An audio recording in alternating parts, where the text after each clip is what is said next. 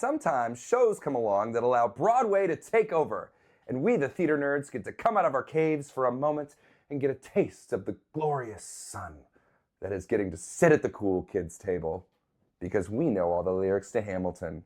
And finally, all those hours I spent practicing the lyrics while mowing the lawn are paying off. I'm Nick Abbott, and I'm the loud one in Intermission.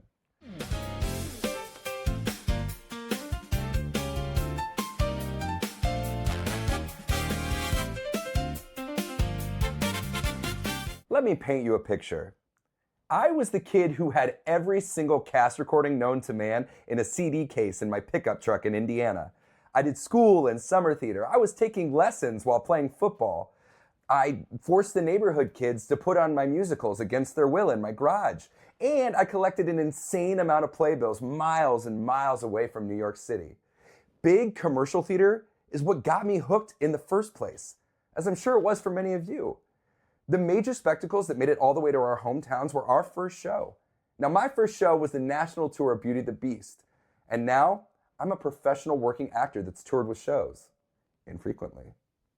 I turned being a theater nerd into a career. Now, I'm the one at Intermission that's wiping away tears and holding his chest at the end of Defying Gravity. I'm the one that leans over to you and says, "Did you know she's actually the understudy?" Or the one that interjects in your conversation and says, "You want cheap tickets to Wicked? I've got an app for that." Whether you like it or not, this is my passion, and I refuse to hold it in. Now, every once in a while, a show comes along that's so popular that even at my family cookouts, my uncle thinks he's a casting director. "You should be in Hamilton," he says. Based on what? Musical boy, do musical show. But suddenly we're bonding over the niche thing I got my degree in, instead of my slim knowledge of sports and the size of the rats in New York City. And for that brief moment, we connect on something. Yes, once or twice if you're lucky, a show comes along that becomes a household name. So popular, it reshapes Broadway and pop culture worldwide. The Lion Kings, Wickeds, and Hamiltons of the world seem to come through every 10 years or so and shake up Broadway, making the theater kids cool again, and creating a new generation of Broadway ticket buyers who dodge Mickey and Elmo and rush to the Times Square Olive Garden to pregame these blockbusters with endless soup, salad, breadsticks, and the excitement of seeing that thing that Aunt Cheryl told you was to die for. Producers love them, audiences flock, and critics, if you're lucky, hop on board. The truth is, Broadway kind of runs on these shows. And when art and money intersect to a positive result, like in the case of Hamilton, everybody wants a piece. Tour producers and venues want a show that can sell in New York City and Paducah, Kentucky, and capture the same magic. They want Taylor Swift's Eras Tour, a sure bet and a sure recoupment. A show that runs well past the age that makes them legally able to drink an overpriced cocktail at the Intermission bar and have multiple productions running at the same time. They want a national tour, another national tour, an international tour, several international productions running with different languages. Everyone buys the t-shirt, the mug, the keychain, the cast recording, and sings the song at the talent show or at karaoke. The show is everywhere. Then, once we're done with that, the rights come out. Then suddenly little Timmy is playing the lead in Sweeney Todd Kids Edition in his middle school. Then comes the movie starring James Corden and Anne Hathaway. Finally, it's peaked and there's nowhere to go and everyone deems it overrated.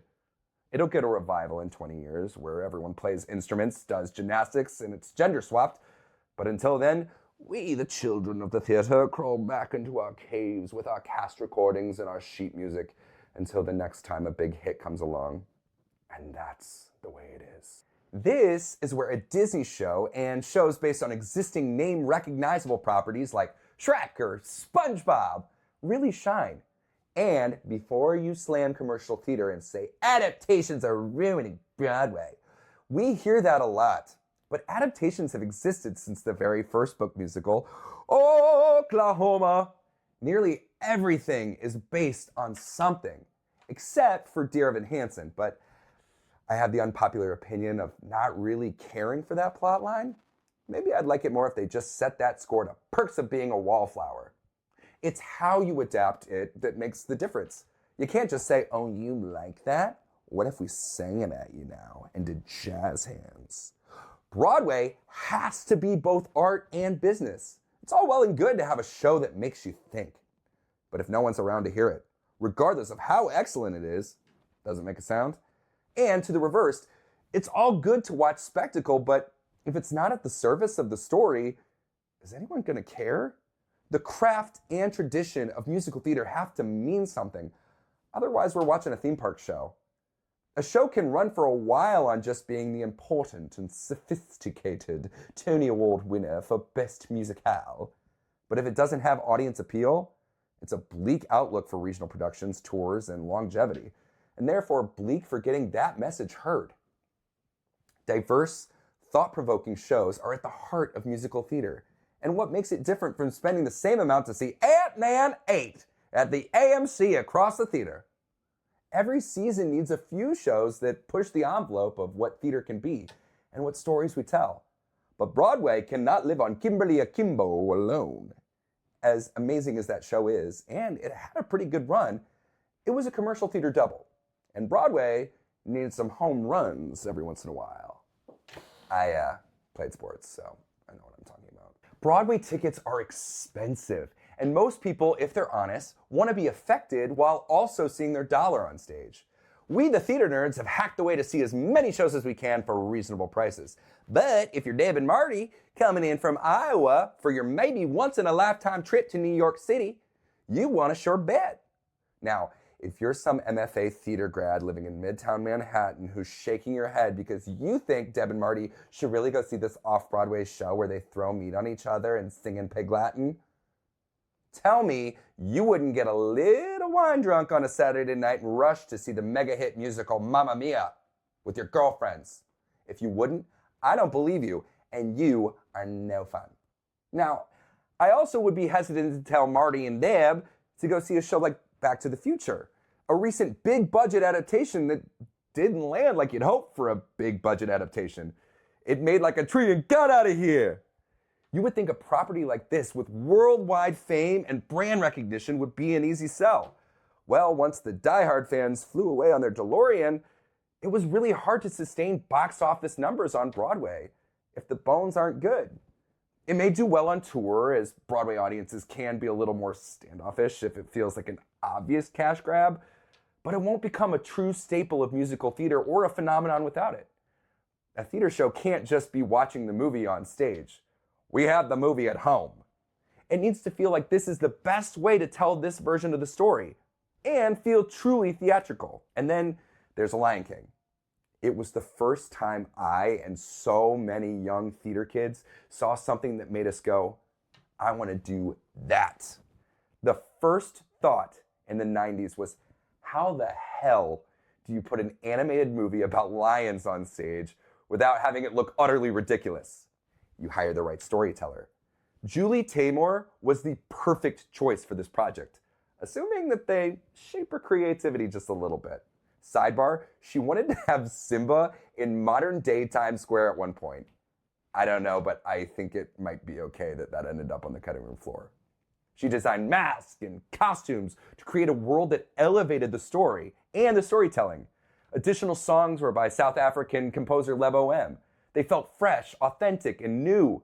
The second audiences saw a savannah full of animals come to life on stage with their own eyes, with the use of puppetry and practical stagecraft, they were sold.